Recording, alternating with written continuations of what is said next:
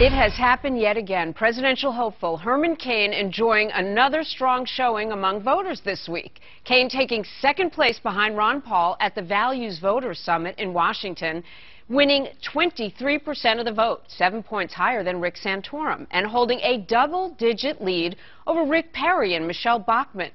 Now, this follows Cain's surprise victory in a Florida straw poll last month. So is the former pizza chain executive more than a flash in the pan in this race, and what does he need to do to stay in the spotlight and keep the spread?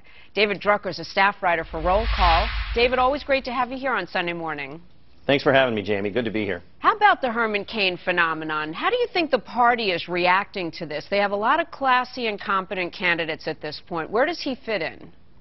Well, I think Herman Cain is clearly the outsider in the race, meaning he's never been elected to public office before, although he has run. He's a charismatic figure. He's good on the stump. People really like him, and he's the candidate in the race that really says what a lot of Republican primary voters are thinking in very plain-spoken terms.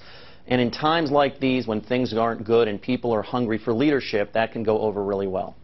There's no doubt about it. I interviewed him this week, and Herman Cain understands the soundbite. He does speak in terms that people understand whether or not we're in a position to evaluate what's right for this country or not.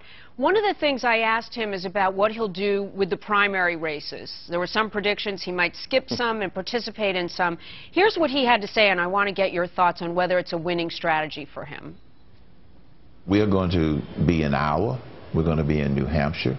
We're not going to ignore or skip either one of those. We've already started a strong presence in South Carolina and Florida and the South. And yes, South is going to be key, but we are not going to skip those early states. And he also came out with a book this week. This is Herman Cain. He wants people to know who he is, and he's getting to these places to meet him face to face. Is that what it takes?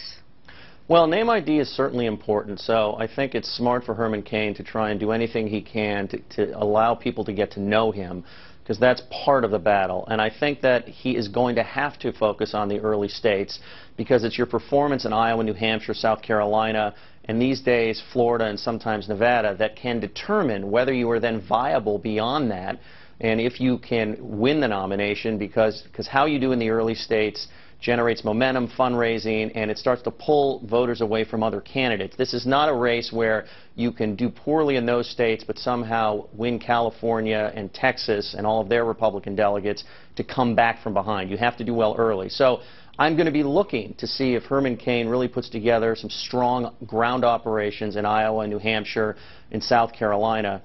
That's going to, I think, tell us a lot about how serious his campaign is. There's nothing wrong with being an outsider. It can be an asset. Sure. But certain things are just the blocking and tackling of politics, and so he's going to have to do that to capitalize on his newfound support. And he went to Florida, and he's getting out and meeting people, kissing the babies and shaking the hands. Ron Paul, too, really has the grassroots effort thing going. He had a good day yesterday at the Values Voters Summit. And then you have, of course, the better known names, Mitt Romney and Rick Perry. Are we going to start to see some name-calling? We've already seen a little bit between these candidates, and is that what Republican voters, even independents considering it, will accept?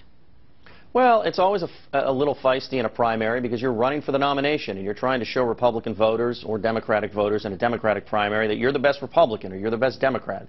But I think a real smart strategy for anybody who has an eye toward the general election is to focus most of their criticism at President Barack Obama and explain why they'd be the better choice there. It makes you look presidential. It can set you apart from the pack. And I think one of Rick Perry's problems, his biggest missteps, was that he got caught up in skirmishes with other Republican candidates instead of focusing on what makes him better than the president. And I think that's one of the things Mitt Romney's done really well. I think it would be smart for Herman Cain, Ron Paul, and everybody else to do the same.